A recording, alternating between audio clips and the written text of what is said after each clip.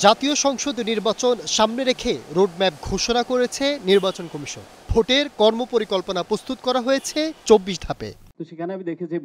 ইসির এই নির্বাচনী রোডম্যাপকে স্বাগত জানিয়েছেন বিএনপির স্থায়ী কমিটির সদস্য আমির খসরু মাহমুদ চৌধুরী। বৃহস্পতিবার রাজধানীর একটি হোটেলে এক আলোচনা সভায় অংশ নিয়ে তিনি বলেছেন, দেশের মানুষ এখন নির্বাচিত সরকারের অপেক্ষায়। জানান, ক্ষমতা এলে ১৮ মাসে ১ কোটি মানুষকে চাকরি দেওয়ার প্রস্তুতি রয়েছে বিএনপির।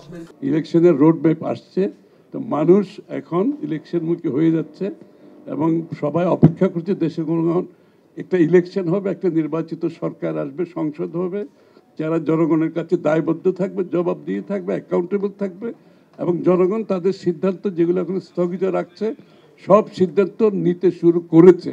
I can feel it already শুরু করেছে এবং নির্বাচনের পরে বড় আকারে আমাদের বড় একটা টার্ন অ্যারাউন্ড হবে ইকোনমিতে উইথ স্কিল ডেভেলপমেন্ট। প্রত্যেক ডিস্ট্রিক্টে কিন্তু একটা স্কিল ডেভেলপমেন্টের সেন্টার আছে, কিন্তু so those are not functioning.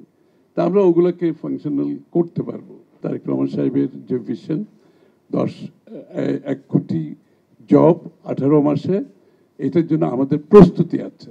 বিএনপির স্থায়ী কমিটির সদস্য মেজর অবসরপ্রাপ্ত হাফিজ উদ্দিন আহমেদ বলেছেন, নির্বাচনী রোডম্যাপ ঘোষণার মাধ্যমে সংখ্যাগুচে চলতে শুরু করলো ভোটের ট্রেন। বিদেশি পিআর পদ্ধতি কার্যকর হলে জনগণ জনপ্রতিনিধিদের খুঁজে পাবে না বলেও মন্তব্য করেন তিনি। নির্বাচনী ট্রেন এখন ট্র্যাকে এসেছে, যাত্রা শুরু করেছে। গন্তব্য ফেব্রুয়ারিতে। আশা করি তারা সঠিক সময়ে গন্তব্যে পৌঁছবে এবং জনগণ যে দীর্ঘদিন যাবৎ ভোটাধিকার থেকে বঞ্চিত, নির্বাচনের নামে প্রহসন দেখে অভ্যস্ত, এবার তারা একটা সুষ্ঠু নিরপেক্ষ নির্বাচন পাবে। সরাসরি বিরোধিতা না করে তারা নিত্য নতুন পিআর বা অন্যান্য এই ধরনের কিছু জাতীয় নির্বাচনের আগে স্থানীয় নির্বাচন নানান ধরনের কথাবার্তা বলে থাকে।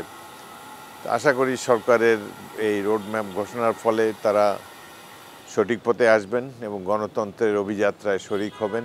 বিএনপি নেতারা আরও বলেন, সংখ্যাগরিষ্ঠতা থাকলে যে কোনো দল সংবিধান পরিবর্তন করতে পারে। যে দল জন আকাঙ্ক্ষা ধারণ করতে ব্যর্থ হবে তারাই আগামীতে অপ্রাসঙ্গিক হয়ে পড়বে বলেও মন্তব্য করেন তারা। শাহাদাত হোসাইন, স্টার নিউজ।